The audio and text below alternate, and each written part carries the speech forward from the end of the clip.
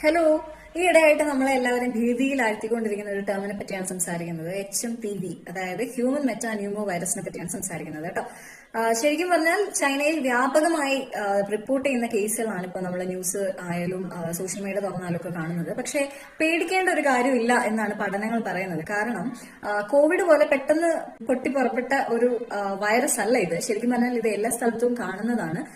Winter സീസണിൽ പൊതുവേ ഇത് സ്പ്രെഡ് ആവാൻ ചാൻസ് കൂടുതലാണ്. ഏതൊരു ജലദോഷ പനി പോലെ തന്നെ അല്ലെങ്കിൽ ഫ്ലൂ പോലെ തന്നെയാണ് നമ്മൾ ഇതിനെ കാണേണ്ടതുള്ളൂ എന്നാണ് പഠനങ്ങൾ പറയുന്നത് കേട്ടോ. സോ പേടിക്കാനൊന്നുമില്ല. അതുപോലെ ഇന്ത്യ കോവിഡ് വന്നപ്പോൾ ലോക്ക്ഡൌൺ ആയതുപോലെ ഇനി ലോക്ക്ഡൌൺ ഒക്കെ വരുമോ എന്നുള്ളൊരു ഭീതിയൊന്നും ശരിക്കും വേണ്ട എന്നാണ് പറയുന്നത്.